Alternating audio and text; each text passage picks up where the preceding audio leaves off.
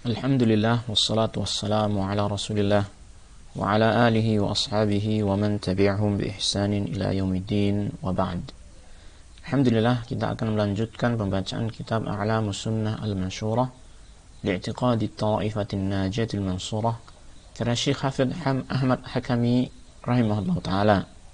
Dan ini adalah pertemuan yang ke-27 di mana pembahasan kita masih berkisar tentang tauhid asma wa sifat. Pada pertemuan yang lalu telah kita bacakan penjelasan penulis tentang contoh-contoh dari nama-nama Allah Ta'ala yang disebut dengan Asma'ul Husna yang beliau membawakannya dari Al-Quran dan As-Sunnah.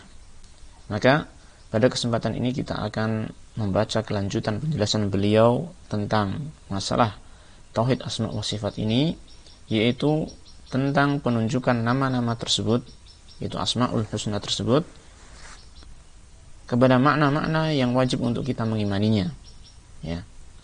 Yakni ketika kita mendapatkan satu nama di antara nama-nama Allah Ta'ala yang maha indah, Al-Asma'ul Husna, maka apa yang wajib untuk kita imani dari nama tersebut?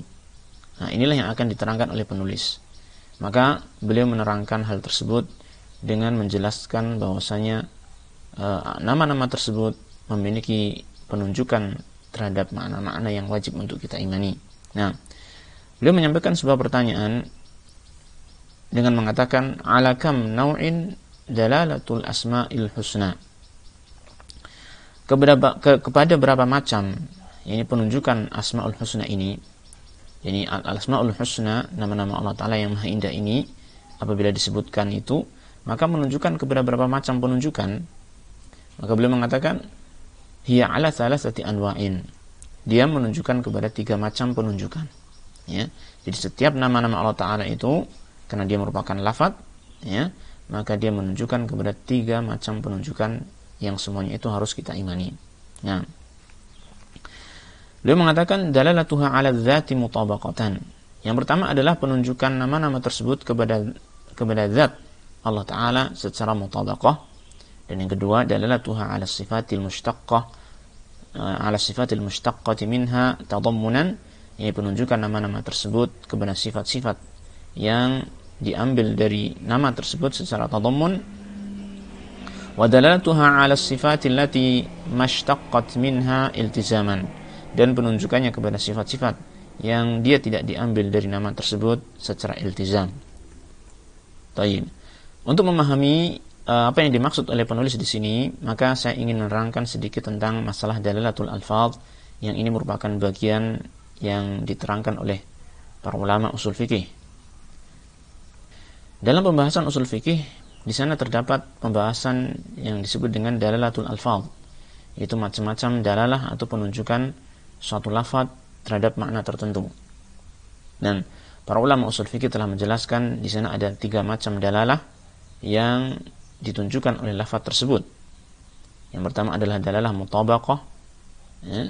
Yang kemudian kedua adalah dalalah tadammun, dan yang ketiga adalah dalalah al-iltizam, dalalah iltizam. Nah, apa yang dimaksud dengan macam-macam dalalah tersebut?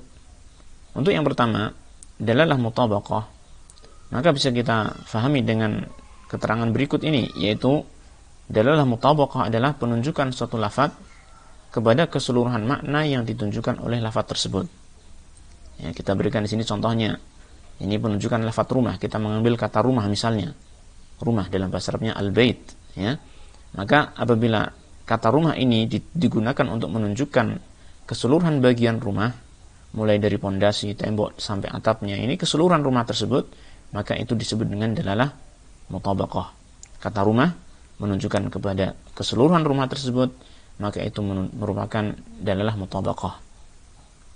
Misalnya ketika seseorang mengatakan saya punya rumah di kota fulan, ya, di kota tertentu. Misalnya saya punya rumah di kota Sukoharjo misalkan. Maka yang dimaksud dengan kata rumah ini adalah yakni keseluruhan dari apa yang kita sebut sebagai rumah, yaitu dari pondasinya, temboknya sampai atapnya, termasuk juga pintu, jendelanya dan seterusnya. Yang merupakan bagian dari rumah yang ditunjukkan oleh kata rumah tersebut, ya. Bukan maksudnya saya memiliki atapnya saja, temboknya saja, tidak. Tetapi ini memiliki rumah secara keseluruhan. Ini yang dimaksud dengan dalalah mutabaqah, yaitu lafaz yang digunakan untuk menunjukkan keseluruhan makna tersebut. Nah, kemudian yang kedua adalah dalalah tadammun. Dalalah tadammun. Apa yang dalalah tadammun? Dia adalah penunjukan suatu lafaz kepada sebagian makna yang ditunjukkan oleh lafaz tersebut, atau sebagian makna yang dikandung oleh lafaz tersebut. Ya. Misalnya tadi kita menggunakan kata rumah. Ya, kita lihat di rumah itu ada bagiannya atapnya, ada temboknya, ya, dan lain sebagainya. Ini merupakan bagian-bagian rumah. Ketika kata rumah itu digunakan untuk menunjukkan bagian dari rumah tersebut, menunjukkan atapnya saja, misalkan, atau menunjukkan temboknya saja, ya, maka ini penggunaan lafaz rumah dengan dalalah tadammun, dengan dalalah tadammun. Misalnya ketika seseorang mengatakan rumah saya catnya warnanya hijau atau putih, gitu kan. Maka yang dimaksud dengan rumah di sini adalah temboknya, ya kan. Rumah saya catnya warnanya hijau, misalkan. Maka ini yang dimaksud adalah temboknya. Maka penunjukan kata rumah ini untuk menunjukkan makna tembok yang dicat dengan warna hijau tadi, ini disebut dengan dalalah tadammun, dengan dalalah tadammun. Nah, kemudian yang ketiga adalah dalalah iltizam. Ya, dalalah iltizam. Apa yang dimaksud dengan dalalah iltizam? Ini penunjukan suatu lafaz kepada makna yang di luar makna yang ditunjukkan oleh lafaz tersebut. Maksudnya, penunjukan suatu lafaz kepada makna yang tidak terkandung dalam lafaz tersebut, yang makna tersebut merupakan kelaziman dari lafaz tersebut. Jadi bukan bagian dari kandungan lafaz tersebut, bukan bagian dari kandungan makna lafaz tersebut, tetapi merupakan kelaziman darinya. Ya, merupakan kelaziman darinya. Ya, taib. Mungkin kita akan lebih mudah memahami dengan contoh di sini. Ini penunjukan lafaz rumah kepada bayangan rumah tersebut. Kita fahami bayangan suatu rumah itu bukan bagian dari rumah itu. Ya, bayangan suatu rumah bukan bagian dari rumah itu. Akan tetapi itu merupakan kelaziman dari rumah tersebut. Artinya nggak mungkin ada rumah tanpa bayangan, ya kan? Nggak mungkin ada rumah tanpa bayangan.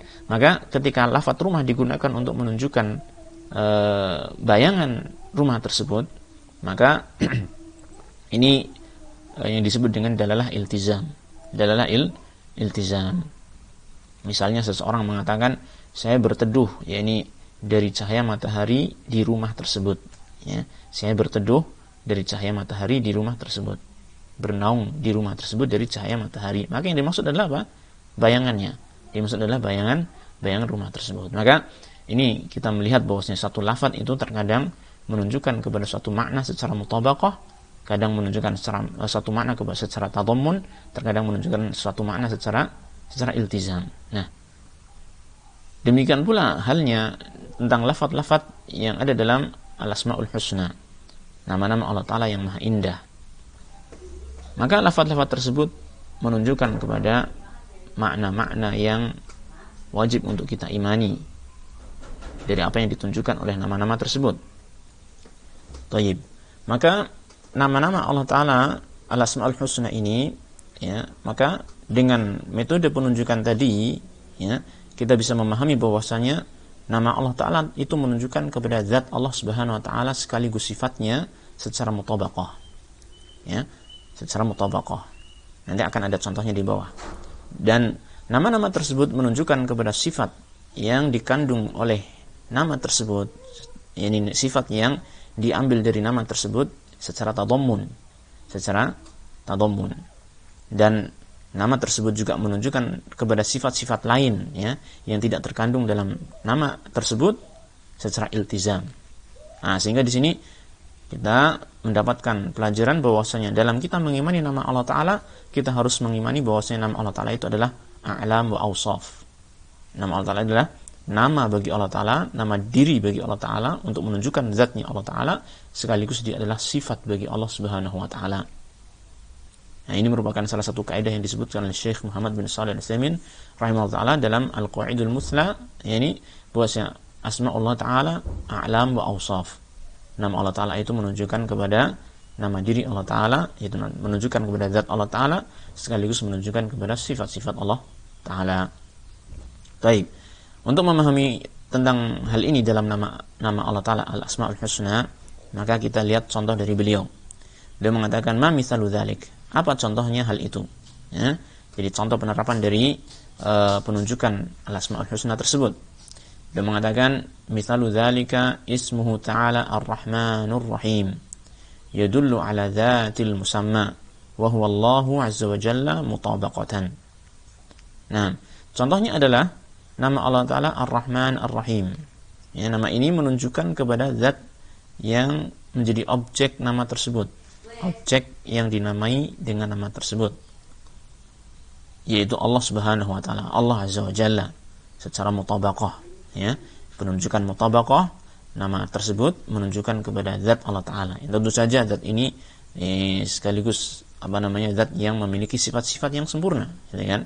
Jadi menunjukkan kepada zat Allah Ta'ala secara sempurna, menunjukkan kepada zat dan sifat-sifatnya keseluruhan. Ya, ini.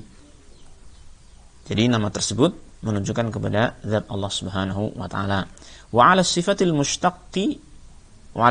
mushtaqqati minha, dan menunjukkan kepada sifat yang diambil dari nama tersebut. Ini nama Ar-Rahman Ar-Rahim di sana mengandung sifat apa? Wahya rahmatu, sifat rahmat. Sifat rahmat. Maka nama tersebut menunjukkan kepada sifat rahmat tadammunan, secara tadammun. Jadi dengan nama Ar-Rahman Ar-Rahim yang pertama tadi kita menetapkan apa? Zat Allah Ta'ala. Ya, nama tersebut adalah nama milik Allah Ta'ala, bisa menunjukkan kepada zatnya Allah Ta'ala. Dan yang kedua, ya, nama tersebut Ar-Rahman Ar-Rahim menunjukkan kepada bahwasanya Allah Ta'ala memiliki sifat Ar-Rahmah. Nah, wa 'ala ghairiha minas sifati allati lam tushtaq minha kal hayati wal qudrati iltizaman, dan menunjukkan kepada sifat-sifat yang lain, ya, yang tidak diambil dari nama tersebut, seperti al-hayah, sifat kehidupan, al-qudrah, sifat kemampuan, ya. Ini secara iltizam, penunjukannya secara iltizam. Ya, ini kalau kita perhatikan dari nama Ar-Rahman Ar-Rahim, secara lafadznya tersebut, ya, tidak mengandung langsung kepada makna kehidupan ataupun qudrah, ya. Tetapi dia menunjukkan kepada makna adanya kehidupan dan qudrah secara iltizam, Ini tidak mungkin satu zat yang memiliki sifat rahmah kok dia tidak memiliki kehidupan. Tidak mungkin zat yang memiliki sifat rahmah kok dia tidak memiliki sifat qudrah. Ini maksudnya demikian, ya. Sehingga nama tersebut juga menunjukkan kepada sifat-sifat Allah Ta'ala yang lain yang tidak diambil dari lafaz tersebut secara langsung, tetapi difahami secara iltizam, secara konsekuensinya, ya. Allah Ta'ala memiliki sifat-sifat tersebut, seperti sifat hidup, ya, sifat qudrah dan yang lain sebagainya. Wa hakadha sairu asma'ihi, dan demikianlah seluruh nama-nama Allah Azza wa Jalla. Jadi seluruh nama Allah Ta'ala, ya, bisa kita terapkan, ini pemahaman terhadap nama tersebut seperti ini. Jadi semua nama Allah Ta'ala itu menunjukkan kepada zatnya Allah Ta'ala, dan juga menunjukkan kepada sifat Allah Ta'ala yang terkandung dalam lafaz tersebut secara langsung, dan menunjukkan kepada sifat Allah Ta'ala yang tidak terkandung dalam lafaz tersebut secara langsung, tetapi dia merupakan konsekuensi dari sifat-sifat tersebut. Nah, sebagai contoh tambahan, ya, kita berikan misalkan Allah Ta'ala memiliki nama Al-Alim, ya, Al-Alim, ya.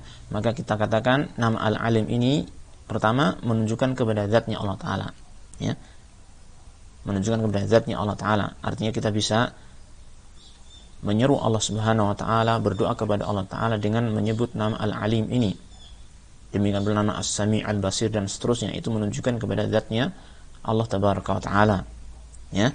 Kemudian yang kedua, bahwasanya nama Al-Alim, ya, dia mengandung makna ilmu, ya kan? Secara lafadznya itu secara tadammun dia mengandung makna ilmu, maka kita menetapkan Allah Ta'ala memiliki sifat ilmu. Tentu saja ilmu yang maha sempurna sesuai dengan keagungan dan kesempurnaan Allah Subhanahu wa Ta'ala. Demikian pula ketika kita menetapkan nama Allah Ta'ala As-Sami', kita menetapkan sifat Allah Ta'ala mendengar. Kita menetapkan nama Allah Al-Basir, kita menetapkan sifat Allah Ta'ala maha melihat, dan begitu seterusnya, ya. Kemudian yang ketiga, di samping itu kita juga menetapkan sifat-sifat Allah Ta'ala yang lain yang merupakan konsekuensi dari sifat-sifat ini. Ya, seperti contohnya tadi, yaitu Allah Ta'ala maha hidup, ya kan, senantiasa hidup, ya, memiliki kekuasaan, kudrah dan lain sebagainya, yang merupakan iltizam, ini konsekuensi dari sifat-sifat tersebut. Nah, baik, inilah al-asmaul husna, nama-nama Allah Ta'ala yang maha indah. Wa dzalika bi khilafil makhluqi, dan hal itu berbeda dengan makhluk. Ya, nama-nama Allah Ta'ala al-asmaul husna ini berbeda dengan makhluk. Apa perbedaannya? Faqad yusamma hakiman wa huwa jahilun. Terkadang seorang makhluk itu disebut sebagai hakim, padahal dia adalah orang yang jahil, orang yang bodoh. Wa hakaman wa huwa zalimun. Kadang disebut sebagai orang yang hakaman, yaitu orang yang adil dalam menghukumi suatu perkara, padahal dia adalah orang yang zalim.